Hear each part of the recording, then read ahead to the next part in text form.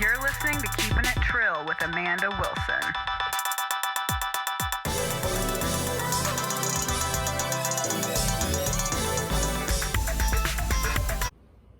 Hey you guys, what's up? It's Amanda. It's another episode of Keepin' It Trill. This week joining me is my friend, comedian Corey Allman. Hello. Hello. Thank you for having me. Yeah, I'm really excited. Yeah, I am too. You were telling me Hugh is a regular on this show, so everybody knows Hugh. You were just out to brunch with him. Yeah. I had to drop a friend off who I had in town, and one of my best friends from Texas was in town over the weekend, so we had a great weekend. I had to drop him off at the airport, and I wouldn't have to go all the way back to Bradenton, so I messaged Hugh. I hadn't talked to him in a long time. Like, hey dude, let's do brunch. So we sat there and brunched for like probably 2.5 hours. What'd you have? I had a breakfast burrito. It's like chorizo and egg kind of thing, and it was on a little bit different, kind of like a spinach tortilla. It's delicious. Yeah, it's a great Fancy. place. Wildflower Cafe. It's fantastic. You're originally from Texas. What part? Dallas area. Oh, okay. I love Dallas. My aunt moved out there when I was in middle school from here, so I used to go out there every summer when I was in high school to visit them. They lived in Fort Worth. Okay. But I was gonna say breakfast. You're a Southerner like me, so I feel like not that many places, because Florida is the South, but not. Yeah. It's the most southern state, but like the least southern people sometimes. And I feel like biscuits and gravy really get overlooked in Florida. Yeah. That's a big player. Biscuits and gravy is a big player in Texas. It's as it should be. I'm like, when I die, I just want them to just put biscuits and gravy in my casket. Well, in Texas, I've always felt like Texas was more Texan. I always felt more Texan than Southern. Yeah. Texas is its own entity, but it is. It's like, but for me, I always kind of grew up with the pride of Texas and Texan, and it's very strong. It's kind of weird because growing up in Texas, you're trained to hate Yankees and hate New Yorkers and stuff like that. And you're probably too. Yeah. Because you're South Carolina? No, I'm from Kentucky. Kentucky. Yeah. Okay, yeah. So we're always trained like, those damn carpetbaggers, that kind of stuff. Well, the crazy thing is right now I'm dating a guy from New York, and I'm like, I never thought I would be really? Yeah, sleeping with the enemy, but here we are. Like, right? That's funny. But I've kind of, so I never wanted to go to New York, and I was like, but like I went this last fall, and it was a blast. I went by myself. The same thing happened to me. Yeah. I was always like, fuck New York, I never want to go there. And then I went there, and I'm like, I can't wait to go back. Oh, It was like magical. I was like... It was just a whim kind of thing because I had some time off that I need to take at work, and I was I got an email from Frontier, $15 flights to New Jersey. Okay, where can I go from New Jersey? Well, I can do this, do that. So I ended up going to New York. It was a $15 flight, an $18 Uber trip, and to the train station, and a $16 train trip. So 3 legs, and the flight was the cheapest thing. Holy cow. But I got there on a Friday evening, and I walked out of Penn Station to look around, and all the madness that New York is, in my very, very limited experience, was there. And I turned around, and I see the Empire State Building lit up, and it was awesome. It was great. And so I just walked around, and I went and found my hotel, and then I went down. Where did you stay? At a Holiday Inn down by the financial district. Okay. I still don't know that much. Like, I know the major things, but I still don't know where those are in reference to other things. Like. Well, and what I wanted to do was get as close to where the comedy clubs are. Yeah. So I just, and I was like going back and forth between Airbnb and a hotel, and I ended up landing on this hotel, and I got it at a pretty decent price. But yeah, it was awesome. So that was Friday night, and then Saturday morning I woke up and I walked all the way to Washington Square, got a bagel and sat there and ate. It was awesome. Yeah, the last morning that we were there, because we were staying with a friend in Brooklyn, and I walked myself to the bagel shop down the street, and I'm like, excuse me, I'm a real New Yorker now. Like, yes. Somebody asked me and my friend, we went out we were there, I think Thursday through Tuesday, and we went out on a weekend night to a bar, and one of the bouncers asked us what borough we were from. We were like, oh really? Yeah, I'm like, that's awesome. Yeah. That's awesome. The day so I stayed there, and then Sunday I went and I did 3 mics. I bombed horribly, like the worst bomb I've ever had at the first one. What's it like doing comedy up there? Because isn't that like LA and New York are like the places to like. In my limited experience, I only did 3 mics, but it's a lot. It's really weird They're definitely not as salty as we are. There's a lot more things it seems like might be off limits. And a lot of them talk about, and they're, and they're just talking about what they know about, but they're talking about their seasonal depression and stuff like that. And so the second mic I did, I was like the last one up there. And I walked up and got on the mic and I said, I feel like I need to give all you motherfuckers a hug. Like, let's come up here and do a group hug, man. You guys are bringing me down a little bit. I hate it for y'all. But like, the thing is with, I guess, the seasonal depression is like, because you don't have as much sunshine. Yeah. Like, it was 3 o'clock in the afternoon. What time of the year did you go? I went the weekend before Thanksgiving. Oh, okay. So I was the there in weekend June, before the parade and all that shit. So when I went down there, they were setting up for the parade. So it was like, it was really cool. You could kind of feel the energy and the magic in the air from that. Yeah.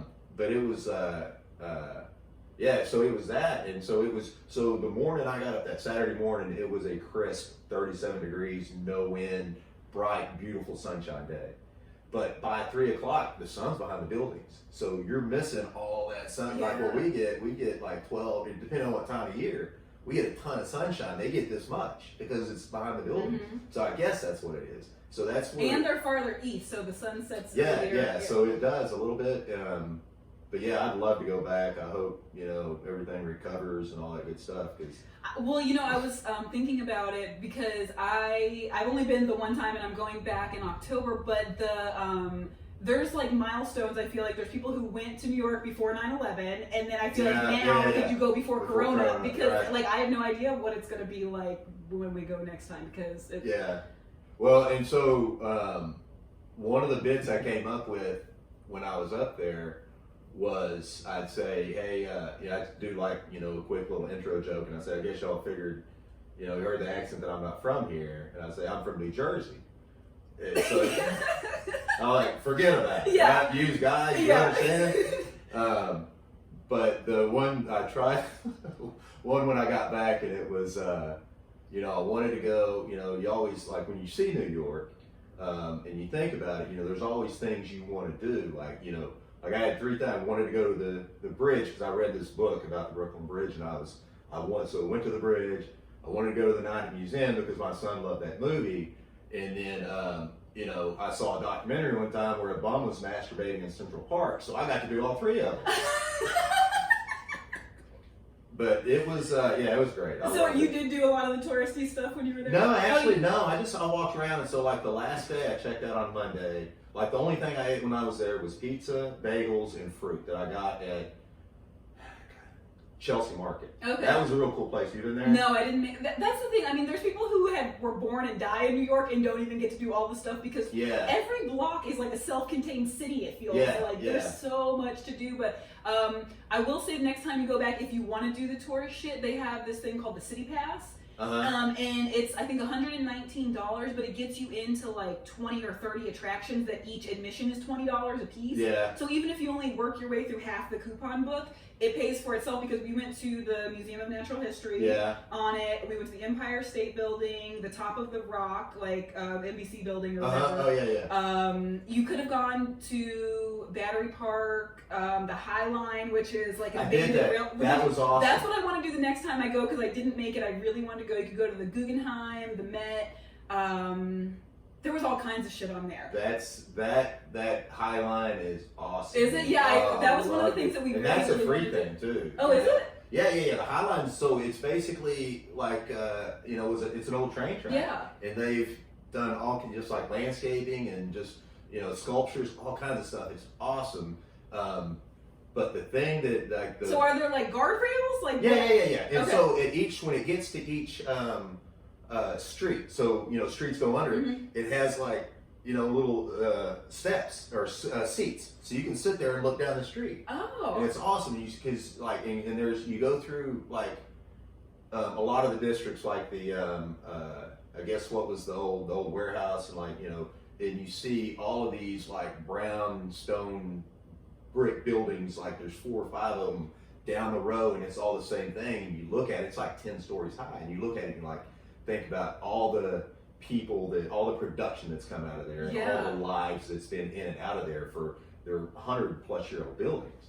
And so that's what was kind of cool to me. And the other thing about it is, like, there's so much detail on everything. You know, you look up, you know, in 20 stories high, there's a big gargoyle. You know, yeah, it's crazy. Everything has a detail to it. Well, and like I know you're in construction, so do you notice things like that when you look at construction when you're out places? Because like I used to work for the crane place, and I never noticed cranes before, but then when I started working there, I saw them everywhere I would go. Yeah. And like especially in New York, articulating cranes are really, because you have to do everything differently there because everything's so compact. Yeah. So yeah, they have to have the ones that like knuckle boom like a finger to get in places because you can't do traditional construction there, and like just crazy things like that you really don't think about unless you're kind of in that world or whatever. But yeah, the biggest knuckle boom crane in the world is in New York City, FYI, in case anybody cares. Oh, cool. Yeah, because they would like deliver grand pianos through windows and shit. Like that's how they get all that kind of stuff. So is that mobile like in a truck kind of thing? I think they reassemble it on site. It depends on how big it is, but some of them come in on the back of like a flatbed semi, and then some of them come in pieces and they assemble it there. It depends on the size of the crane, but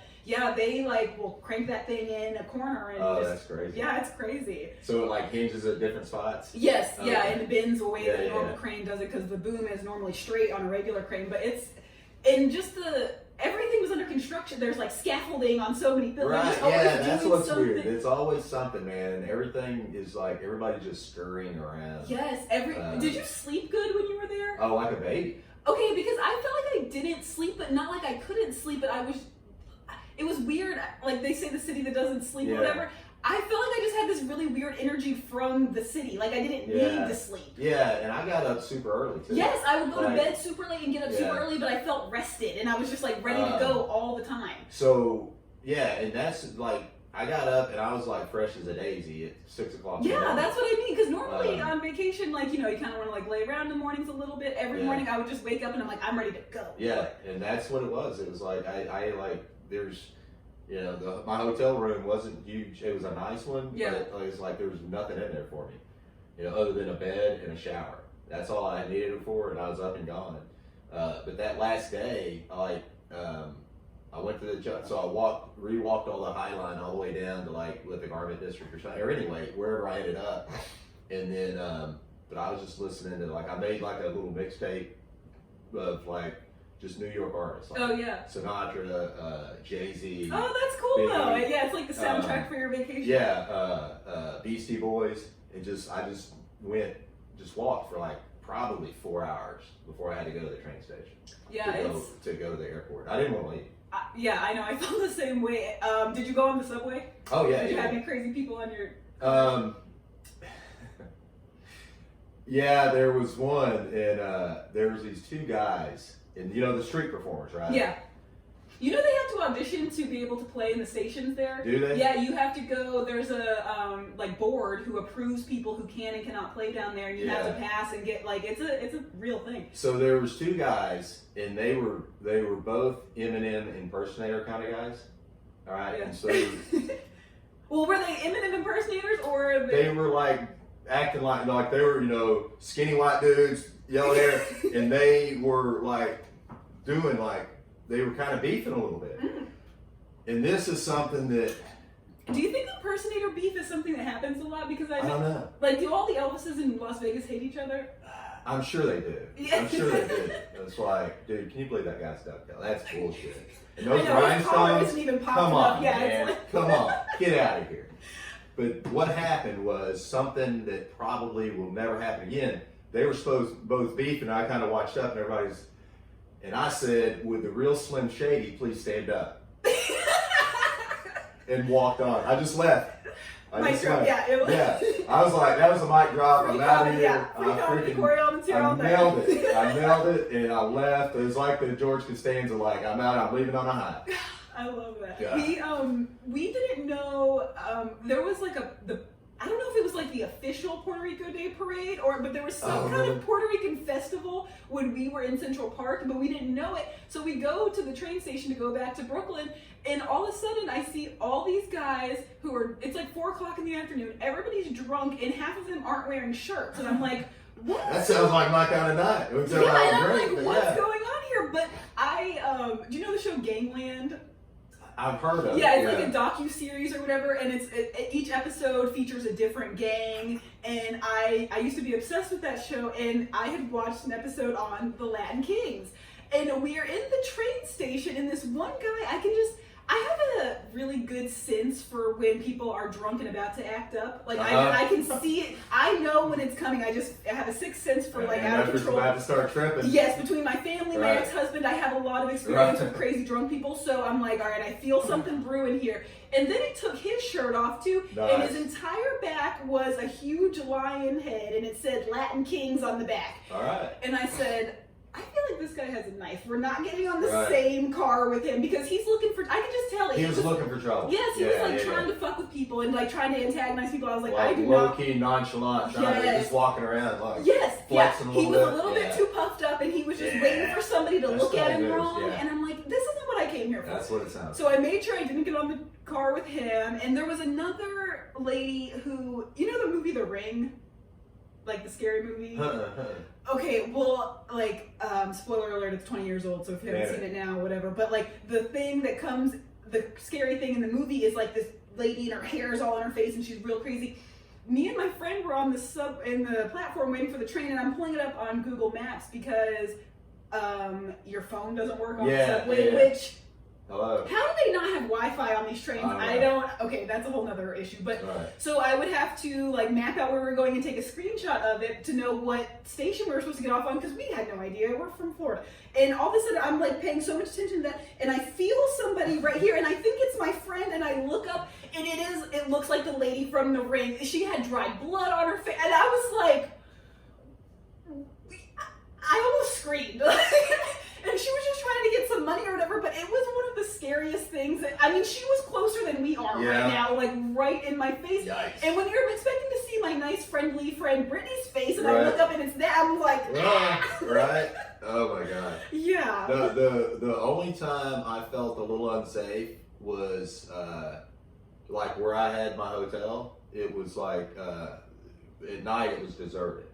So that's the only time when you're like about to turn into an alley. Or whatever, you know, that's like when the caption of what my generation came up, because New York used to be really, really rough. Yeah, it used to be. So that's what you see the steam coming out of the manhole kind of thing. Yeah, and a rat and a mugger's about to come get you. Right, and somebody's like walking up, you know, all hunched over, like, hey man, you know. So, but that was the only time that, like, when there was a ton of people, it's like. Did you see any rats when you were there? Yeah. I was disappointed because I did not see one single rat. I saw them in the or subway. Mole people either. I didn't see the mole people who were supposed to live in the subway. No, I didn't see any of those. But there was a lady, and she came in, and of course she was, you know, she was, I guess, a homeless person, but she was.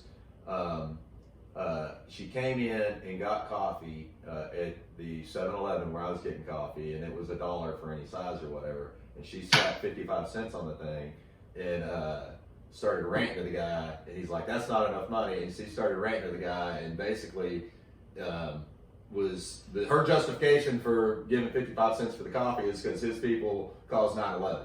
Oh my god!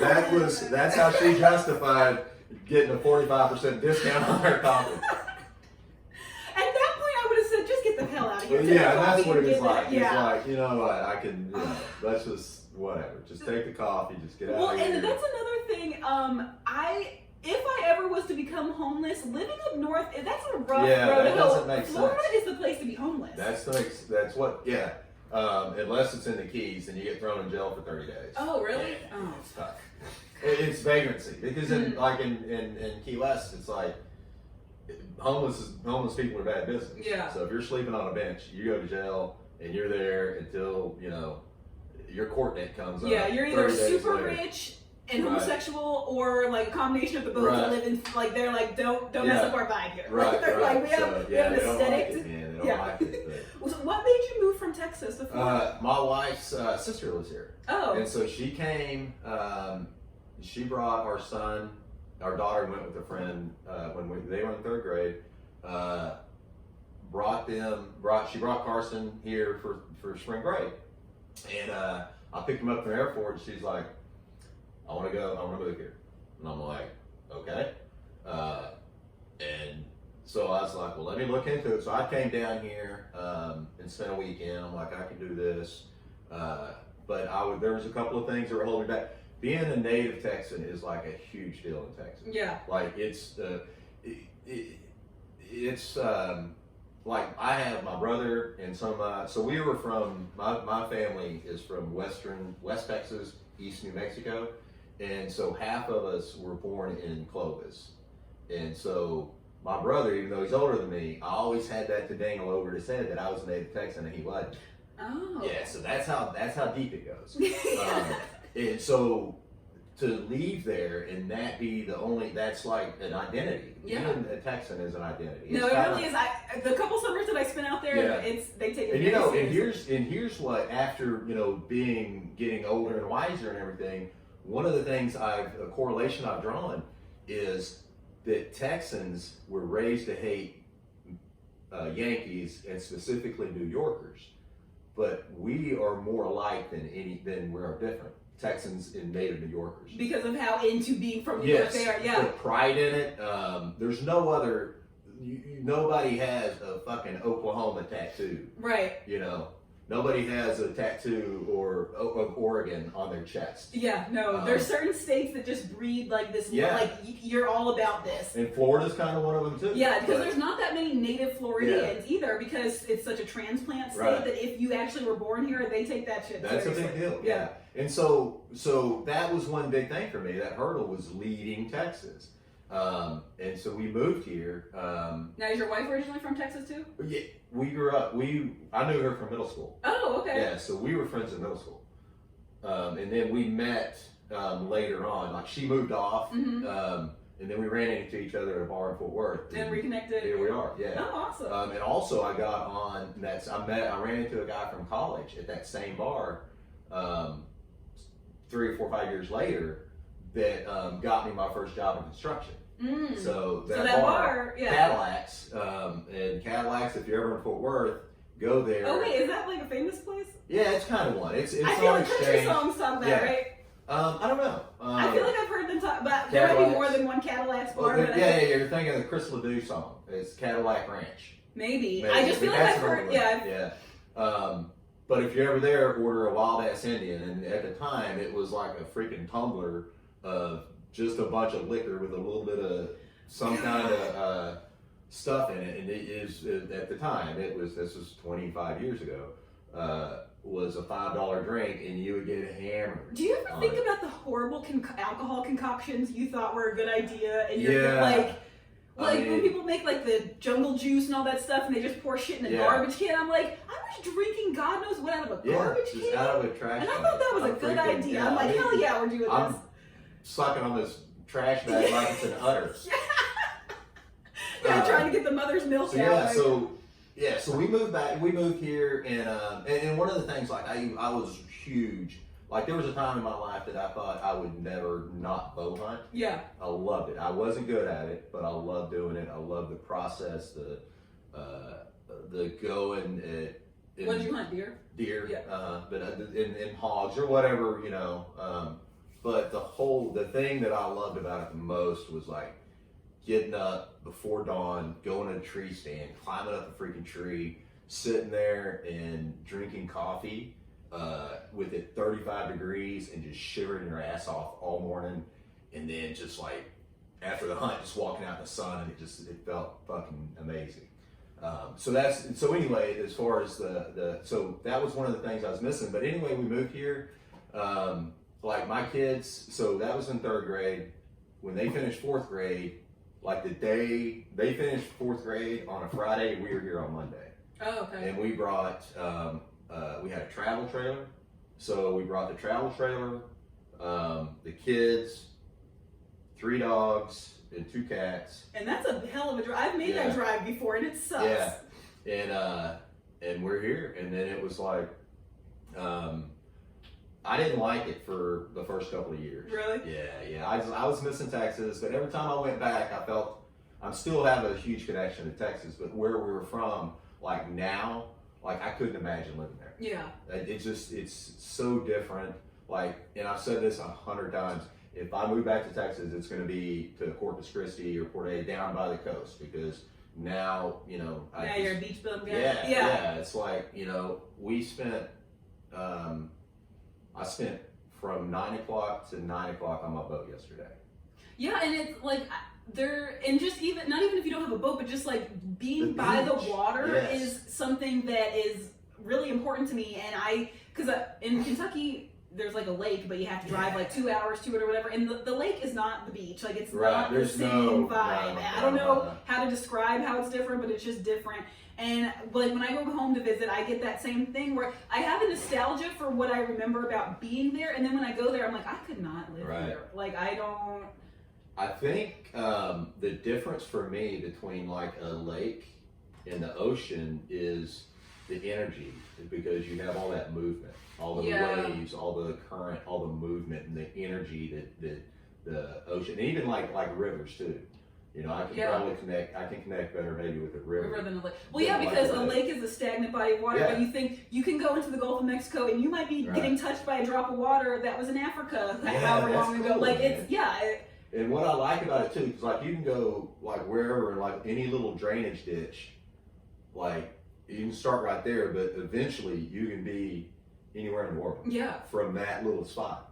I think it's 2.5 hours, but I read a thing that anywhere in the state of Florida, you're never more than 2.5 hours from the ocean on any side. Like, see, I would think it was maybe because it's like a 3-hour drive to across the thing. Or maybe it's I don't know, but it's maybe if you're talking about like up in the Panhandle, that's where maybe. But yeah, it's awesome. Yeah, Florida sucks in a lot of ways, but it doesn't suck in a lot of other like natural beauty. I feel like Florida really has something on a lot of other states. The only thing we don't have is mountains, but like the inland of Florida is so much different than the coast, and I think the people are what sucks here. But I mean, people kind of suck everywhere. But the only difference between a redneck and a hillbilly is elevation. So that's, we've got rednecks here, hillbillies in Kentucky. So, it's like, there are people like, a lot of people that I've met from here, that are from here, it's just like, everybody's just like real chill. Yeah. It seems like. Well, I feel like that is part of like the coastal vibe. It's like people slow down a little bit when they're by the water, and they have a little bit more of a relaxed attitude. And there aren't any huge cities in Orlando, Miami, and Tampa, and even those aren't huge cities on a scale of anything like Los Angeles, New York, whatever. Because I heard a thing the other day, they were talking about our population had increased like 3% or something in Tampa Bay, and they were saying that we're at like 500,000 or 750,000 people or something. Like that's a lot. It's not a lot. But you think about it, it's like, what is there, like 10 million people that live in Los Angeles or something like that? So it's like we're like a neighborhood in Los Angeles. Like on our whole you're talking like in Texas, you got Dallas, Fort Worth, Houston, Austin, San Antonio, Arlington, which is between Dallas and Fort Worth. So there's 3 cities, and then there's other ones over there that eclipse what we have. So there's my family lived in they lived in Fort Worth proper at the last house that they lived in out there was in Fort Worth, but they also lived in like Hearst and Bedford area. My cousin actually moved, because we're all from Kentucky, and then some of my family moved down here, and then when my grandma passed away, more of my family moved. That's when we came in the second wave, me and my mom and my brother. But then my aunt got a job out in Dallas, so moved out there, and then they moved back to Kentucky. But my cousin was like, no, I feel like Texas is my home, even though I only went to high school there. So now she's a high school teacher. That's your mom's family? Yeah, my mom has, there's 5 girls in my mom's family. Oh, wow. Yeah, 4 sisters. There's way too much estrogen happening. It's cool, but not cool. There's 5. My grandpa was a high school football coach, and all he wanted was a son, and he just kept having girls. Yeah, he has a girls softball team. So that's funny. How many kids are in your family? It's a long story, but my mother, that I grew up with, was there's 4 of us. So I have an older brother who has Williams syndrome, which is kind of like a Down syndrome type of thing, and then my sister, and then my brother and me. So I was the baby. But I have a bunch of brothers and sisters from my father, and that's a crazy story in itself. We had, if you got time, I'll tell you. If you want to talk about it, we'll hear it.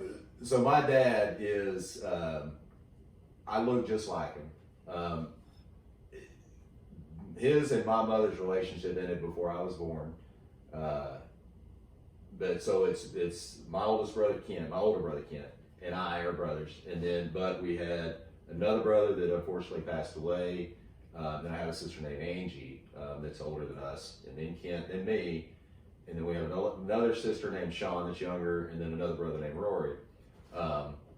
And then there is, other kids out there.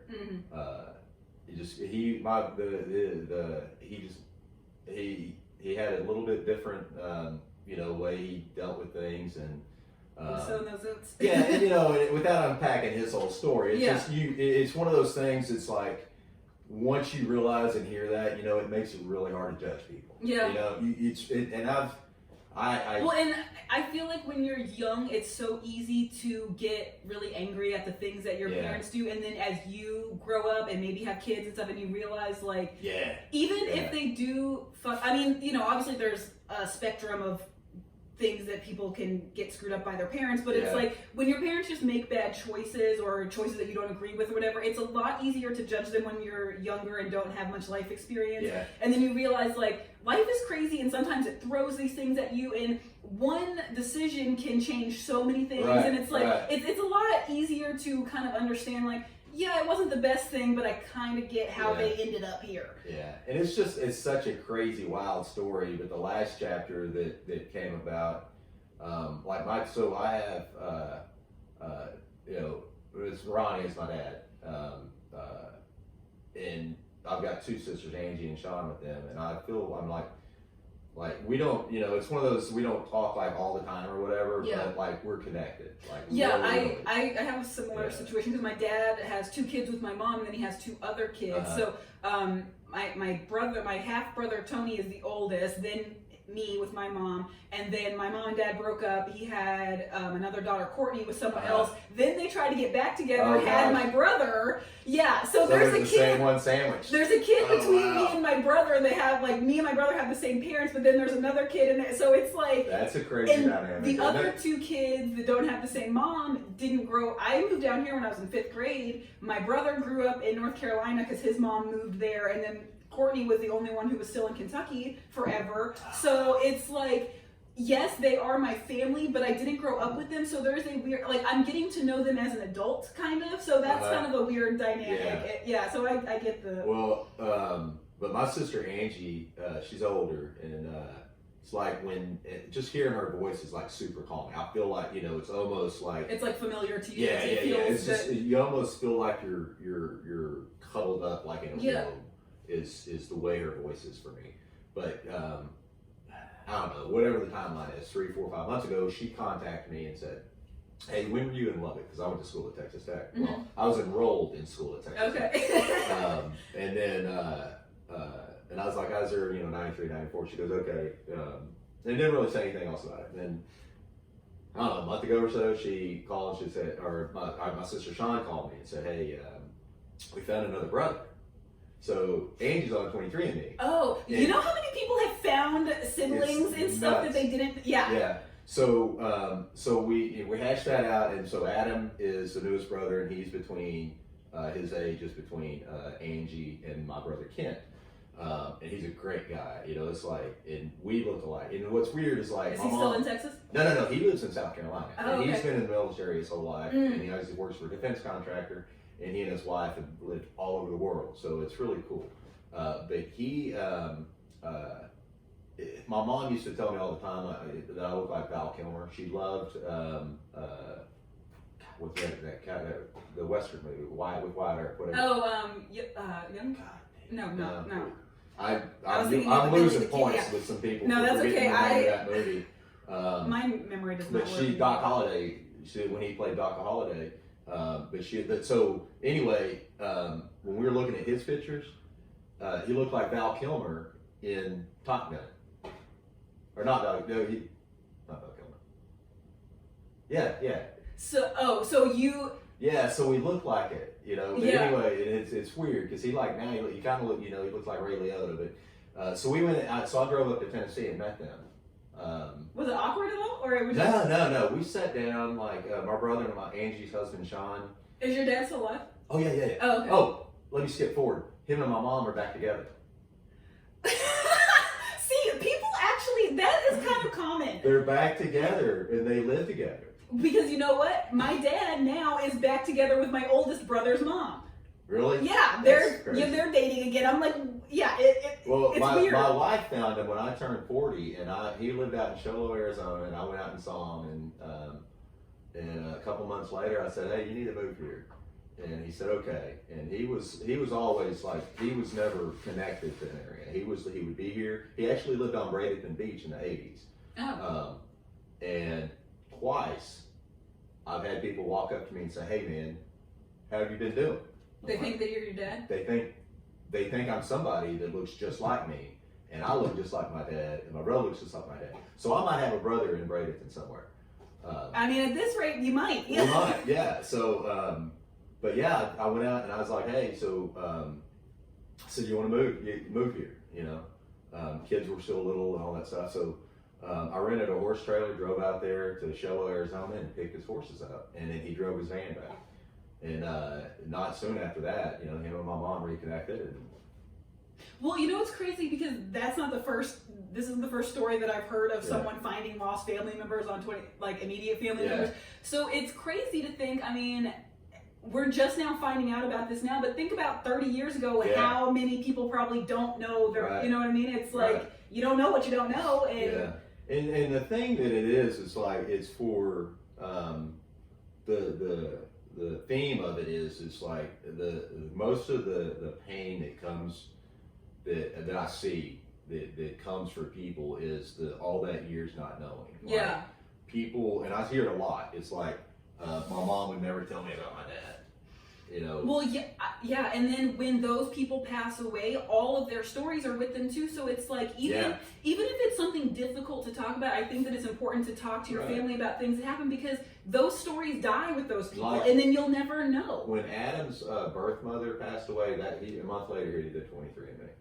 So, but it was like, and you know, and his story is his story. But I've heard other people that it's like, you know, the mom's always like, your dad was a bum. You don't need to know him. Blah, blah, blah. But, you know, maybe knowing dad might throw some light on mom that might not be right. You know, so and it's. I feel like when it comes to especially like if there's an absent parent or whatever, I feel like it's when the kid is old enough or whatever to tell them, and it's they're on them to decide if they think the dad's a bum or if they want to reach out or whatever. You know, I mean, I feel like you can't make those decisions for a child, and a lot of people do that. And like my mom has always been super honest and open and everything like that. My sister Sean's that way, but with her daughter, but it's I think it's unhealthy to not let your kid know the whole story, even if the whole unvarnished true story. Yeah, but that is their true story. So it's like you can't sugarcoat life. There's a book. It's called Hillbilly Elegy. Have you ever heard of it? Was there a documentary about it too? I'm not sure. I read it. Well, I listened to it on Audible a couple of years ago. And it sounds very familiar. Yeah, and the guy who wrote the book reads the audio version, and he grew up in, I want to say West Virginia or somewhere in the South, and maybe it was South Carolina, I don't know, somewhere. But he had a family where the mom like ran off, and he was raised by the grandma and all that kind of stuff. And it was just, and he was talking, the big theme of it, or one of the big themes was how, and I don't know if this is like this everywhere, but I know in Southern culture, family secrets, like you don't talk about that. No, you don't let that. There's like a vault of, and everybody has a messed up family, but it's like the Southern pride thing. It's like we don't want to talk about how crazy our families are. Right. So many things that if we knew would make things make a lot more sense. We're like, we can't talk about that because it's shameful. And he was just talking about how that was like a running thing in his life where he knew that things weren't right, but he didn't exactly know how they got to that way, because it was like, we don't parade our crazy on the front porch here type of thing. Like, and I mean, I know in my family growing up in Kentucky, that was very prevalent. Like, we all know that we're insane, but if anyone else asks, we're like, oh no, we have it together. We're insane. Yeah, and I'm like, no, we don't. Yeah. it's just I don't think it's healthy to not let people know. You know, it's like you're protecting them from, you know. Yeah, it's an old school mentality. I think that it gets passed down, but it's not doing anybody any favors, because people still know, oh, this person wasn't in my life, or this person always was acting a weird way, and it's like you just, when you know, you can. It doesn't make things better, but it makes you connect the dots. It's like when someone goes missing, the family always wants to know, like, we just want the body for closure. It's like, let me connect the dots just so I know. So I can pack it away. Exactly. And be done with it. Yeah, right. It's like put a period at the sentence. Yeah, instead of that constant like yearning to know, because the not knowing is what drives people crazy. Right. When you know all the facts, you can like deal with it and pack it away or work through it or whatever you want to do with it. But when you don't have all the pieces, that's what drives people crazy, I feel like. Yeah, and that's kind of like the constant, the yearning, the just, you know, something else is out there that I don't know and I have no way of knowing it, kind of thing. And there's been a lot of people who have found missing family members where they always said that, like, it always felt like there was something. It's weird how we're connected to people in a weird, like, I don't know what, you know, in the universe, whatever, to people that we don't even know exist, but you feel like there's something that isn't in your life that should be. There's something missing. There's something, and it's, you know, that's kind of, I guess, like the quest that everyone's on, is to, like, become whole, make themselves whole. Right. And like, you know, because there's times when I'm like, you know, something bothers me, you know, it's like even like something, a work issue or something like that, and it's like, you know, figuring out how to work through, and just, and stay and become whole with, you know, what's happening, and so. And how old are you? I'll be 49 in October. Okay, so I feel like, so I'm 33, so I mean we're close enough to, but I feel like, especially like our parents' generation and stuff, people didn't talk about their feelings, and so I can't blame them that much, because it wasn't done.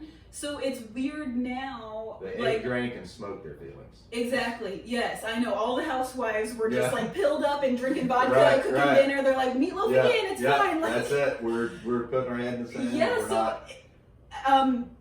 Like our generation and our kids and stuff, I feel like we are a new frontier kind of people just trying to be like, I have feelings and I'm trying to figure, you know, in the 90s, I remember like that inner child thing came out and all that kind of stuff, which was like a little whatever, but it was like the gateway to being like, hey, you have feelings and it's okay to feel them and talk about them and all this kind of stuff, because repression was the big theme for a really, really long time. It's like, just put your head down and... Like, nope, didn't happen. Just but also, life was a lot harder back then. So it's like, you know, like... It was, and that's kind of what's weird. Is like, I feel like, I mean, you consider yourself a millennial, technically, right? Yeah, I think I'm the like older cusp of the... Elder millennial. What's weird is, like, I've got one thing, so... as far as doing comedy, the one thing, like, if I never do comedy again, that I take away is like, I feel I've really connected with y'all's generation, the millennial generation, just because there's so many different, you know, it's like me, and there's, you know, like my age, you know, it's like me and Mitch, and then, you know, Kelly and Caroline, and then there's a couple older, you know, so, but just, you know, you guys, the millennial generation is more than a meme to me. Yeah. You know, you can't sum up that generation in just one meme. Yeah. You know? You see like the faces behind. Right. Well, and you know, it's like, I love boomers. There's boomers that I really, really love. I love you, Mom. But the deflection between the millennial and the boomer generation is so crazy, because it's like, I feel like, you know, of course, y'all's generation has done so much better than mine or the boomers or anyone else on so many different things, you know, race, the environment. I mean, we're kind of leaving you guys as shit, you know. Well, if you think about, like, I mean, and there are people alive right now who grew up in a world that is so different than what is happening now. It's like two different worlds. Yeah, well, so it's like, that's like, if you know Joe Rogan, one thing that he always says is that it's just 3 people ago that we had slaves. Yeah. You know, it's just 3 people.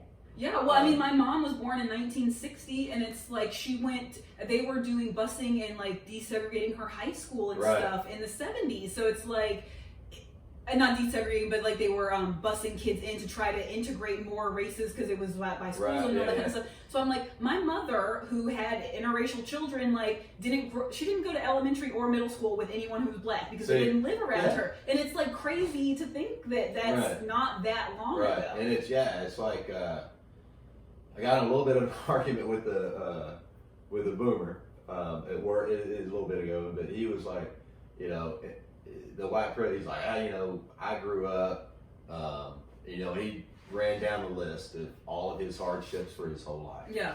And I said, okay, now try doing that in being black.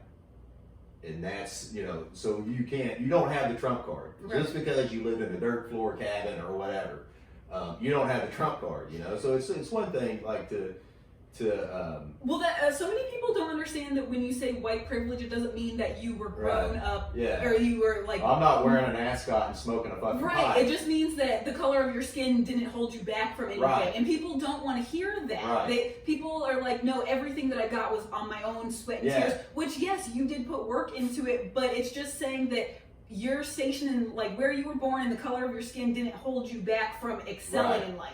Yeah, so that first job that you got that pulled you out of poverty, that started you on a track to be, financially successful, you got that, and someone that might have been more qualified that was black at the time didn't get that job. Yeah, and like people talk about generational wealth and stuff, and to me that doesn't even mean like being able to hand your kids down a property or whatever, but it's just you had enough in life to where your kids didn't start behind. Right. And people don't understand that, and if you've never been poor or you've never like had it personally affect you cannot understand that.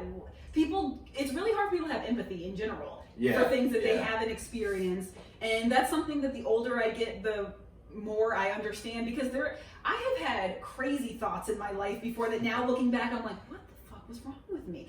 But just there's so many things I didn't know about how like they would not give mortgages to black people in certain neighborhoods and all that kind of stuff. So it's like President Trump. Well, but I mean this has been going on forever, but like in the 50s and 60s it's like no, I'm good. I still have some more. Thank you. But it's just like you talked about all these black people living in the ghetto and the horrible neighborhoods and all that stuff, and it's like they wouldn't have, if they had it their way, they wouldn't have lived there generations ago. But it's like you segregated to this How do you get part out? of town. Yeah, you put them in this part of town where it's bad and crime and all this stuff, and then you're like, well, it's your job to get out, but you also won't let them out. So it's people see what they want to see a lot of times, and I just feel like if you aren't growing and understanding the world more as you get older, what are you even doing? Right. Why are you here? Yeah. What are you doing? Because in the last 2 years.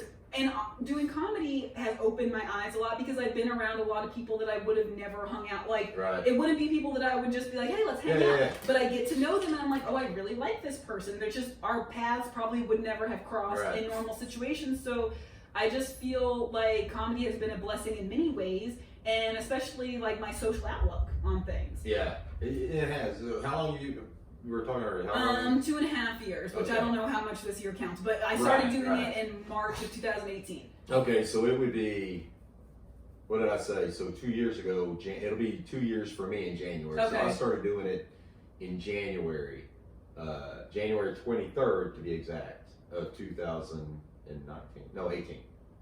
No, I started in 18, so you started in 2019. Yeah, so you started like 7 months after me. Yeah. So anyway, so this January on the 21st, that's where we're going from, will be 2 years since I started.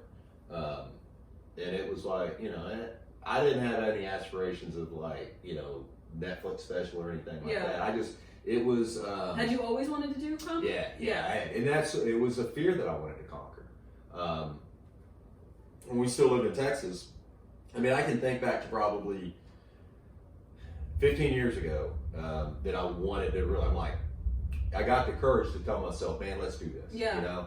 So I wrote a bunch of bits, and I didn't even tell my wife. They're very private about it. I didn't even tell Carrie about it. Because it's one of those things that I feel like when you say it to people, they're either like, oh, that's cool, or like, are you crazy? Like, anything entertainment-wise, I feel like people always think it's like a crazy dream type of thing, and it's like, and it's an art form, and it's one of those things. It's like you want to emulate what you see.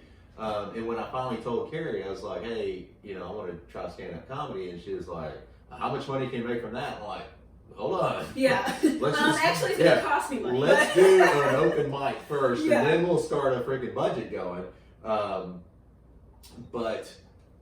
So I sat down and I wrote a bunch of bits, and I went and bought like a little composition, thing, and I wrote a bunch of stuff, and I put it away. I just, it was like, I'll let it go, and, started focusing on some other stuff. And Carrie found it one day. So remember, I didn't ever tell her anything about me wanting to do comedy. So she's reading through this and saying, who in the fuck did I marry? She's not looking at it in the context of joke. She's like, Jesus Christ. Yeah, she's like, did I just find his psycho diary? Yeah. And so she asked me about it, and I was like, I was horrified, like, oh shit, you found. My heart rate just went up. I feel like thinking of someone reading my comedy notes. But it does it out of context. But even in context, I'm like, and it was like, it was like opening my soul kind of thing, because that was like, I wrote it and I put it away. I didn't even go back and look at it, and I don't remember there was a couple of bits that I still do that are from that little notebook. Yeah.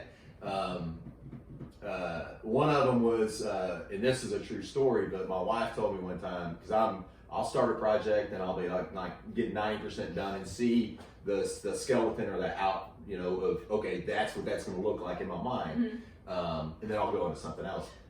So she told me one time, she said, hey, you know what, I'm just gonna hire a handyman to come over here and finish up all these projects that you started. And I said, you know what, that's not a bad idea. I'm gonna hire a prostitute to come over here and finish all these blowjobs.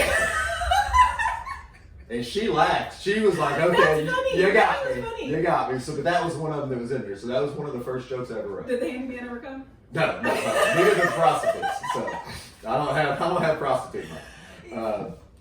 Comedy is, I think the first time that I really thought that I wanted to do it was in high school, because Really? Okay. I thought about it, but my biggest problem, my biggest thing that holds me back is that I have really bad stage fright. Oh yeah, that was me. So when we were talking before we started recording about the longer that I don't do stand-up, the harder it feels like to get back on stage. You'll bounce back in. You'll saddle. Because that in. was my. It did for me. That was my scary thing, because I didn't go to college right out of high school because I had kids really young. So I started like in my mid-20s, and I was taking classes here and there. And one of the classes that I needed to take was speech, public speaking, whatever. And I remember I flunked a class because of that. I got a D in public speech, and it was because we had to write it out and then also perform it. I always got really good grades on my written stuff, but actually getting up in front of these 20 people, that what do I care what they think? But it would just drive me insane. I'm like, my voice would get so high, and it was horrible. It was I barely made it through, and I was just like, I cannot do this. So I started thinking like, well, maybe I could like write or something. The performance aspect was what I just felt like I couldn't get over.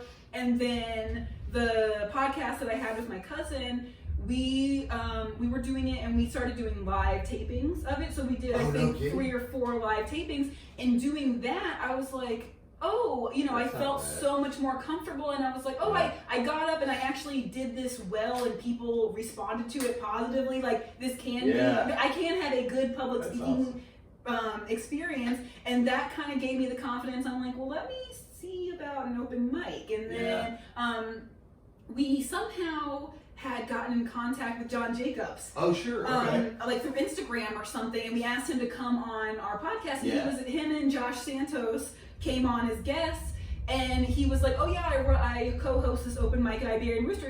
We do it all the time. You should come check it out. And I went there, and I saw it was like some people were amazing, some people were shitty, but everyone got claps.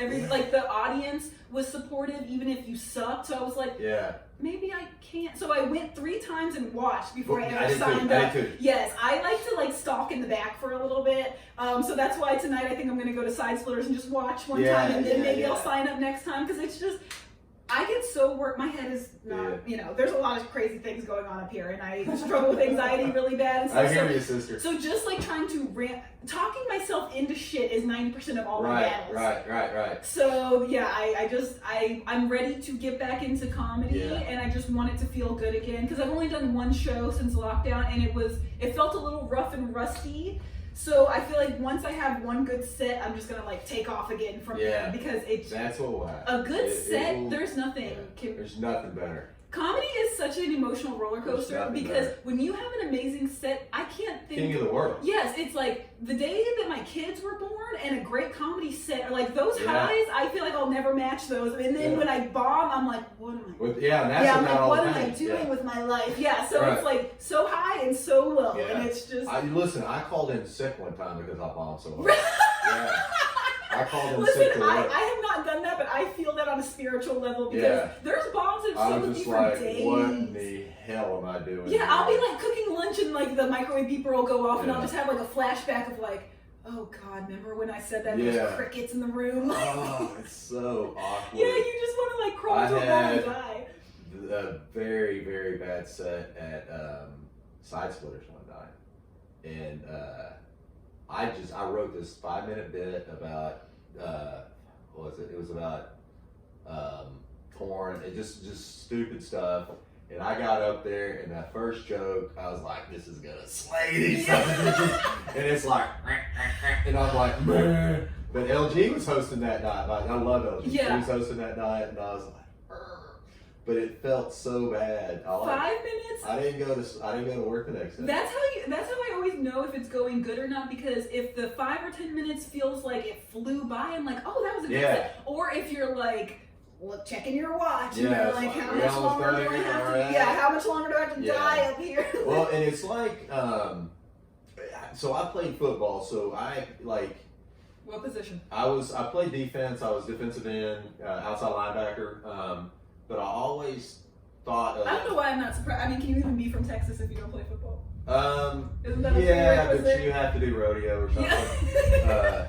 Or something else, you know. And if you can't do either one of those, then you have to be the rodeo clown. Right. Well, that's my dad was a rodeo clown. Was he? Ronnie was he was you a ever watch King of the Hill? Yeah, I remember love it. when Bobby was a rodeo clown? Yeah. I reference King of the Hill in Seinfeld all the time. That show is so... I've always loved King of the Hill when it was on like real time, and then my daughter found it on Hulu, and we've been watching it again, and she loves it too, and I'm like, yes, I love it. It's awesome. Like, I reference it, the pocket sand, like, just... My friend, one of my best friends from my office that I was at for 9 years, the day that I knew that I liked her was I said, "That's my purse, I don't know you," and she knew what I was talking about, and we've been friends ever since. I love that. I said that my cousin does jiu-jitsu. Okay. And he posted something on Facebook, you know, and I said, you know, I did that's my purse, I don't know you. Because Bobby Hill was taking me. Yeah, with the women's self-defense class when Hank found out. Yes, God, Hank. Oh, and the one where Hank found out he was born in New York. You remember that one? Yes. Yes. Oh my God. It crushed him.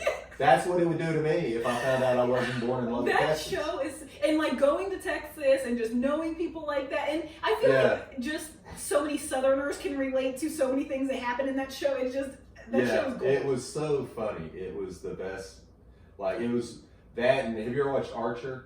I just started watching that not long ago. I think I'm on like season 3 or something, but yeah. Okay, so that was that, and those are my 2 favorite animated shows, or whatever, cartoons. They're so but it's like, so it just much. hits on so many. I swear to you, when I watched Archer, I would make sure, because I would stop and Google what the hell he just said to figure out, to catch that reference. Yeah. Because there's so many just brilliant little references in there. There's, and I mean, it's about a bunch of like quote unquote dumb rednecks, but that show is, all the characters are so fucking top notch. Now we're talking about King of the Hill. Yeah, King of the Hill. Okay, Yeah. Just so, and that's, you know what, Boomhauer was a Texas Ranger. That was his, like a Texas Ranger, the law enforcement Texas Ranger. That's what he was. There was just one little nugget where it showed him he put his I didn't even know that. Yeah, he's a Texas Ranger. But there's so many different theories about it. One of them is that Bobby is Bill Doughtree's son. Have you heard that one? No, but... Yeah, Bobby is supposedly Bill Doughtree's son. Because Bill always has that really unhealthy affection for Peggy. Yeah. Well, what about when you find out that Bill comes from that like affluent family and no trees? Right, and then there's another one that Bill Doughtry is Cotton Hill's son. And then there's another one that Hank Hill, and this really goes down the rabbit hole, that Hank Hill is autistic and everybody is just playing along with him. I don't believe that. Oh, and also one of my favorite episodes is when Hank gets high on accident. The day that they find the hooker at Sugarfoot's or whatever. Yes. Oh my God. Yeah. He is so on There's fire. so many gems. If you have not seen King of the Hill, you are It's missing awesome, out on man. life. You're missing out. And that's one thing. When I first started doing comedy, like my first set, I went to, I did McCurdy's. Okay. So.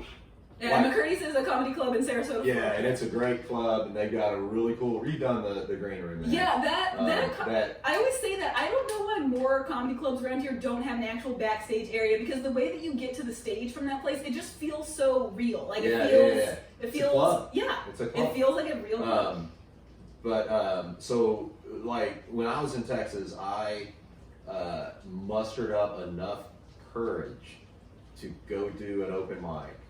And I wrote my jokes, and I had them, and I performed it, and I did this, and I did that, and I was scared shitless. And they called me the day before and said they had to cancel it, and they rescheduled. And I was like, I didn't have to go do it. Yeah. But as it turns out, so that was 10, 12 years ago. But as it turns out, I don't drink anymore. We talked about it. So it'll be 5 years in September. But it is a good thing that I didn't start doing comedy when I drank, because I would have gotten in trouble.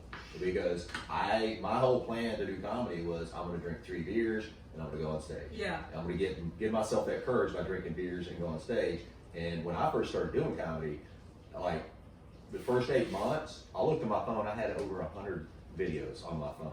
That's how many mics I did. Wow. So you think about 100 times I would have put myself in jeopardy with 3 beers. And I was not the kind of guy that could just drink 3 beers. Yeah, because 3 beers opens the gateway and you're like, right, well, it's now like, fucking man, I feel awesome, let's have another one. Yeah, that's why going out for a drink is never a thing, because as soon as you get a little lubed up, you're like, we can keep on going. And yeah, it's a very So that slope. would have been very unhealthy for me to put myself in that kind of jeopardy, especially because I mean the closest place to us is 45 minutes. Oh yeah, so you would have been drinking and driving and drive home, and if when I was still drinking, I would have taken those chances. Well, and even if you don't necessarily have an issue with drinking, it's not good for you. Yeah. Like it just, the effects that it has on your body, you feel so shitty the only way to not feel shitty after drinking is if you just stay drunk.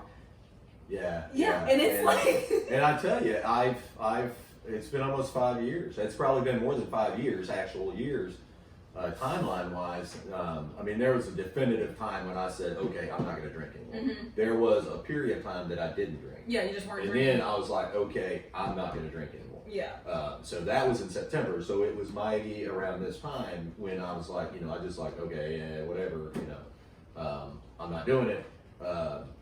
But I haven't had a hangover in 5 years. Yeah, and you don't realize how terrible they are until you don't have one, and you're like, oh wow, I'm waking up clear-headed every day. This is amazing. So, and it was like statistically speaking, in my situation, if I had been drinking for the last 5 years, I would have gotten in trouble and done something stupid. Yeah, well, even in the last little bit that you've been doing comedy, that would have been like, what, 300 freaking hangover days out of 2 years that you would have had. Like, that would have been nuts. I couldn't have. It would have, and then plus the money. And I don't really. They always say when you quit doing something, you're going to save all this money. No, you just end up spending. You just spend it on something else. And I spent a ton of money doing comedy. Yeah. But it's not something that's hurting your health or your mental stability or anything like it. And the thing, but towards the end, like if things, let's say somebody, ding, everything's over, we're going back to normal. Yeah. I wouldn't get back on that grind.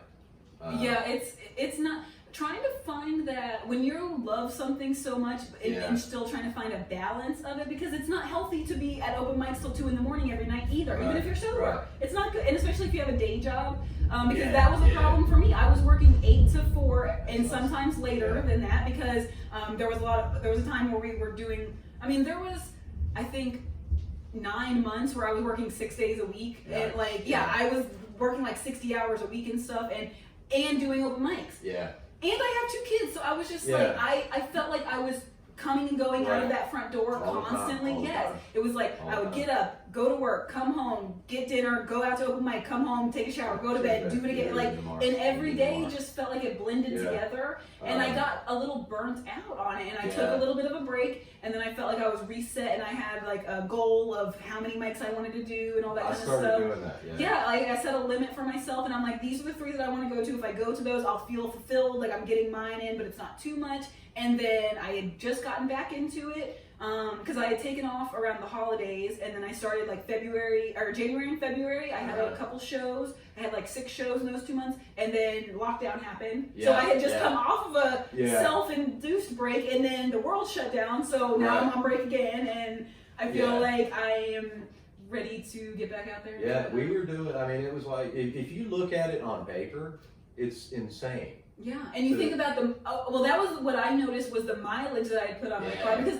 the car that I have now, I wasn't driving when I first started doing comedy. I had a car, it was a pretty new car, and it had like 15,000 miles on it or something, and I put like 20,000 miles on my car in a year, because if there was an open mic, I would drive to Orlando for an open mic, and which I would still do that periodically now, but I was doing it like every other week, or like I didn't care. I was like, hell yeah, I'll drive 2 hours for 5 minutes. Yeah, let's go. Anybody want shotgun? You get that bug, and it's like, you get addicted to it. Yeah, and that's like, you know, for us, for where we're having to come from. I mean, it's minimum 4 hours. Yeah. You know, and for you, like you're ways from places too. Yeah, it takes me an hour and a half if there's no traffic to get to like the Orlando Improv. Yeah. So that's a 3-hour round trip with no traffic, and plus the time that you're there. Yeah, so you're 5 hours. So we would do, so towards the end, what I started doing was I would do, so Laugh-In had an open mic once a month. You could sign up for McCurdy's about once a month, and then you're like, Side Splitters once or two times a month. And so that would be on my calendar, you know, and then I would fill in with other stuff. There were places that, that were tough rooms for me, and I wanted to I want to go to Concord, and I'm like, you know what, that's not my crowd. Like, Iberia and Rooster, I never really had a good set there. Yeah, I feel like once you've been doing it long enough, you kind of pick and choose your battles. There are some rooms that you're like, it's rough for me, but I want to try to do better. And then there's other ones where I'm like, it's not worth the time and energy and drive to go and bomb in front of 6 people. You learn to pick and choose at a certain point. And you gotta make smarter, not harder. Yeah, exactly. You know, I like the hang over there at Iberian Rooster. Yeah. Like I went there one time, and I actually signed up. I was there in time to sign up, and then I was like, you know what? I had another one. I was going to do one of Chuck's rooms when he was running them up at, I forgot, the Scava Bar or whatever. Yeah, the Steve Station rooms. And when it was time to sign up, Joni, she showed up, and she was late, so I gave her my spot. So she's like, oh man, I'm too late, I can't be out late. And so I grabbed the pen and I wrote her name in on spot number 5 or whatever. Yeah. And I said, there you go, you can take my spot. Now you're on. Then it was awesome because it meant the world to her. Yeah. And what was I going to do? I was going to go down there and, it's like, it's kind of, I don't know, and maybe my excuse for not doing well there is like, I'm old enough to be most of the people there's father. And nobody wants to hear their dad telling butthole jokes. Yeah. That's true. Yeah. So that was my excuse for not doing good in that room. And it's very like young, like I'd say like the woke crowd. Right. And I have done well and I've done not well there, so I know what you mean about that. So it's a downtown urban crowd. So it's a 48-year-old dude with a freaking strong Texas accent. Yeah, I was gonna say, I feel like as soon as they hear the accent, they're like, all right, this guy, hey, you fucking selling hay, or what are you doing? Yeah, they're like, we're not voting for Trump. You're like, that's not what we're here for. And I'm not either, so surprise. Our episode is coming up to the end, so okay. Yeah, that went by really fast. Yeah. I usually end my episodes, if you want to give out your social media, if you want people to follow you for whenever you do start doing comedy again, they can find where to see you at. I'm on. We're having a Florida it's storm. Corey Allman on Facebook, and then I've got a Twitter account. I don't remember what the name of it is. He might be on Twitter. Yeah, I'm there. I'm around on Twitter somewhere, and then there is Instagram on the gram. It's comedic underscore comedic carnivore. Comedic carnivore. Yeah, I don't even know what the hell it's it's called. I did called. not know that was you because I'm like, what the hell is this? And then I looked at the picture, I was like, oh wait, that's Corey. I love Corey. It was comedic carnivore, underscore carnivore. Yeah, and I'll put the link to his Instagram on the show notes if you want to follow him. Corey's a very funny guy. And we always end the episode with, well, actually when I was talking to you, I remembered, I was like, oh, I haven't done my thing in a long time. But I usually end the episodes with my guests saying their name and that they kept a Trill with Amanda Wilson, and then we can say bye. My name's Corey. Oh, here, cut that. Corey Allman, and I kept it Trill with Amanda Wilson. Thank you so much for coming. This was a really fun episode. Thank you. I loved it. Yeah. It was awesome. You'll have to come back because I feel like I had a list of like topical stuff that I want to talk about, but then we'll start talking about real life stuff. We got off of it, and I mean, that was perfect because we wanted it to be organic. That's what Keepin a Trill is. You come here and whatever's real to you. It was perfect. That's what we'll talk about. It was awesome. So I'll be back next week. I'm Amanda. Have a good one, guys. Y'all be safe or something. Whatever. Bye, y'all. Bye. Thank you.